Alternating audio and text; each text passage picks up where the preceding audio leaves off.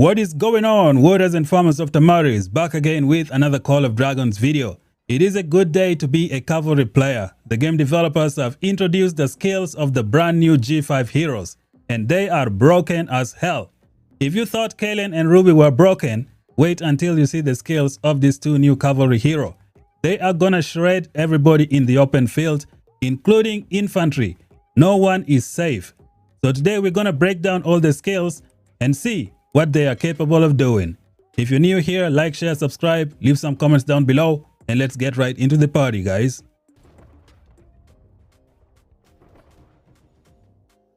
Alright, warriors of Tamaris, Doomsday is here in Call of Dragons, and no one is safe. Whether you're infantry, your cavalry, or archers, these two new cavalry are going to be breaking everybody to pieces.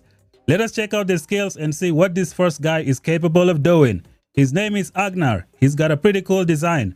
An axe that is frozen. So this is a good sign. Now the rage skill says deals physical damage twice to the target legion. Damage factor 1000 each time.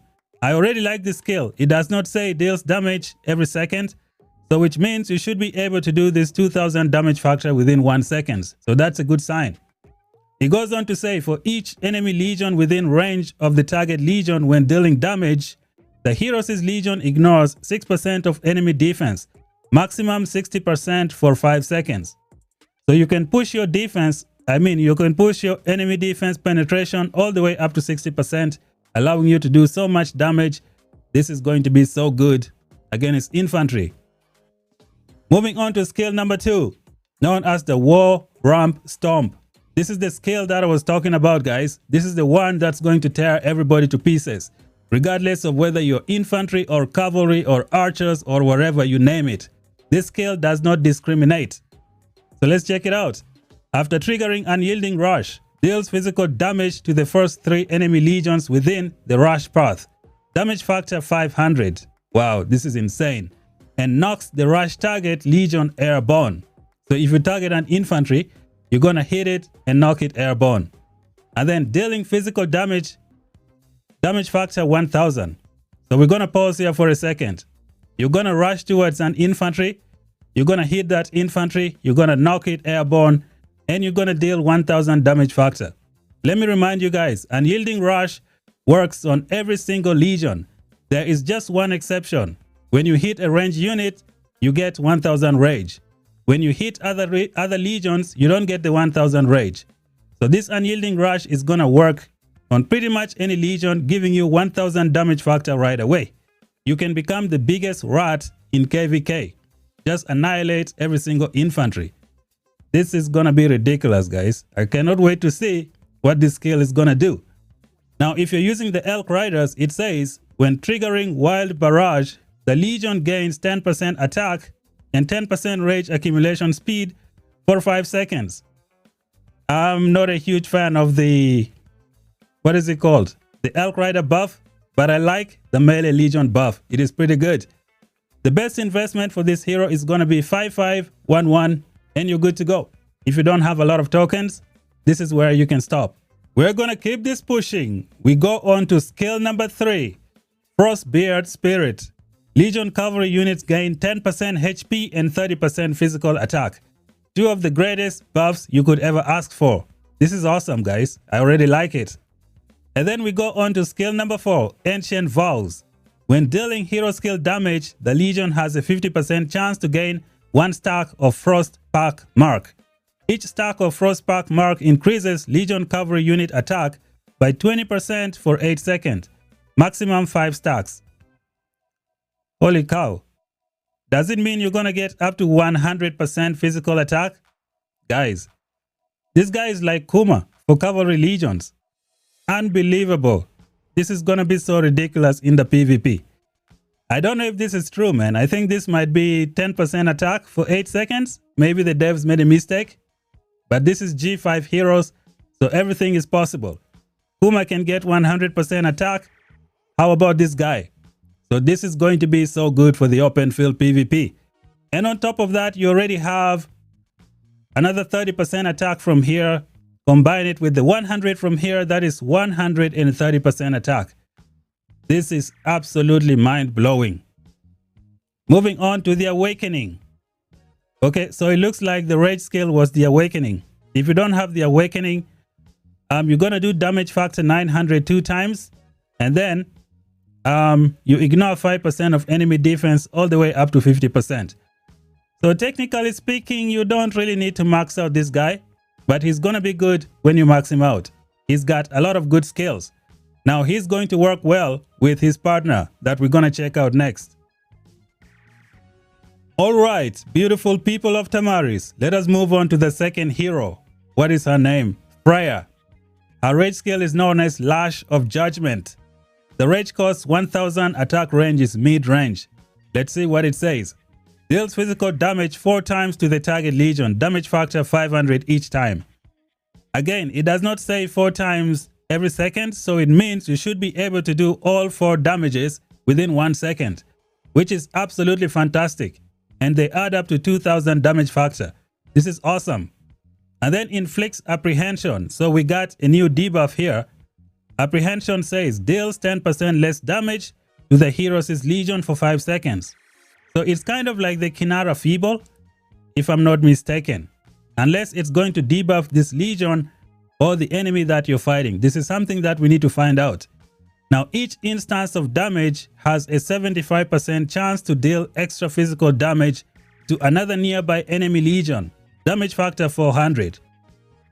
So when you trigger the apprehension, even doing normal attack or hero skill damage is going to allow you to hit somebody who is nearby. So this is going to be awesome, guys. So you have a 2000 damage factor. Let's say you get 400 damage 5 times with the 75% chance. So this is going to be like almost 4000 damage factor, provided you have 2 people in front of you. So this hero is broken. I think this is the one you go for, guys. This is the hero you try to max out. He's going to be insane. Let's check out skill number 2. It says, every 8 times the hero's legion deals hero skill damage, it inflicts cowardice upon the target legion for 1 second. Okay. So we got a skill like for Rondil. This is pretty good. So this is the second debuff on this hero. The hero's legion also deals diffused physical damage to the target legion and nearby enemy legions. 5 legions total. Damage factor 150. For each legion damage, the hero's legion deals 5% more damage for 5 seconds. Maximum 5 stacks. Oh my goodness. So every 8 times you deal damage, you're going to be doing some crazy stuff. So it says when you deal hero skill damage, which means you should be able to utilize the hero skill tree. Let me show you guys what I mean. Okay, my game is loading up. When we go to the skill tree for the heroes, you're going to see something awesome, which should help with that cowardice skill. This skill right here, Thirst for Blood. When casting a rage skill, your legion deals additional hero skill damage factor to the target legion. So this is another way you can collect 2 instances of damage to help you get the stacks for that cowardice and like do this skill more often. So this is going to be pretty good, guys. It's going to be awesome. This is another crazy skill. Again, guys, you can get the hero to 5511 and you're good to go. You can stop there. These 2 heroes are good low investments and they are gonna do some crazy stuff in open field PvP. Moving on to skill number 3. Looks like the skill number 3 is the rally skill. I really like what the devs did this time because now you can like invest in the first 2 skills without wasting your tokens. So this is pretty good. So the rally skill says the legion gains 10% HP when launching a rally. And when launching a normal attack during the rally, it has a 20% chance to reduce the target legion's rage accumulation speed by 15% for 3 seconds. So it's a pretty good skill. It's going to be good for rallying those cities and making them lose so much, especially with the 100% attack that you're going to get from, is it Agnar? Oh man, this is going to be crazy. And then skill number 4, Legion Cavalry units gain 10% defense and deal 30% more hero skill damage. Holy cow. This is going to be nuts, guys. All the crazy hero skill damage that you're doing between Freya and Agnar, and you amplify that by another 30%, this is going to be nuts. You combine it with the crit rates from the hero skill tree. Man, I don't know what's gonna happen to people in the PvP. Plus, you know, the other guy is so good that he doesn't care whether you're a range unit or a melee legion. He's gonna do an yielding rush and hit you with 1000 hero skill damage factor, regardless of whether you're infantry or a range unit. This is gonna be crazy, guys. I'm speechless. Now we go on to the Awakening. The Cursed Crucible increases the legion's attack by 10%. Okay, so that's what you get. And then while in battle in the field, increases the attack of nearby friendly PvP cavalry legions by 10%. Holy cow. You gotta make sure you max out this hero as fast as possible, because she's gonna give each one of your cavalry a 10% attack. I don't know if it's gonna give your legions or other friendly legions, but I think it should apply to your legions. This is gonna be pretty good. The range is nearby, so anyone who is like in the nearby range, kind of like the Elk Rider attack range, is going to get a 10% boost. And when you send a whole bunch of cavalry to fight, you should be able to do a lot of stuff. I don't think this skill is going to stack with other skills, because skills of the same type do not stack. So you're probably only going to get 10% for each one of your legions. So this is going to be pretty good. To be honest, these two new cavalry heroes are top notch and they are a must invest for your account. The good thing is you can get both of them at 5-5-1-1 and you are good to go. You're gonna get like pretty much everything that is so good about them with those low configurations. Me personally, I think I'm gonna get Freya to 5-5-1-1 and then work on the other one from the wield. So that's gonna be awesome. The one downside to these two new cavalry hero is that they don't have like a lot of march speed. I think the maximum march speed you can get from each one is going to be 41%. So let us see this hero who is the control. She is most likely the one who is going to be the primary. So if we go back to the game and then look at the control tree, let us see how much march speed we can get. So let's find Ferondil. So here is Ferondil. So Ferondil has got 15% from here. You got 10% from here. Looks like there is nothing else. And then you got another 6 from here. And you can like go into the rally tree and get a 10% for Freya. So that's going to give you 41%. Like Ferondil has a 5% march speed here. But this one is a classification for mobile heroes, mobility heroes. Mobility heroes are the ones with the balanced heart. So let us see who is a PvP and mobility. We have Zeta. Zeta is PvP mobility. So let's check her out. So here is Zeta. She's PvP mobility. Over here we got 5% march speed, balanced heart. Okay. So let us check somebody else. We got Kinara, who is control and PvP. She doesn't have mobility. So let us see what she's got. She's got backstabber. So it looks like this new hero is not going to have the balanced heart for mobility. The hero is going to have backstabber for more damage. So the maximum we can get is going to be 41% march speed. So that's going to suck, man. We're going to have to like either reduce the march speed of all our cavalry legions to 41%, or we can use the other artifact known as the Solan's Blade, because that's gonna fix it. That's the only way, unless we're gonna have to split up the heroes and put them elsewhere just to bring them to around 51% march speed. That could work.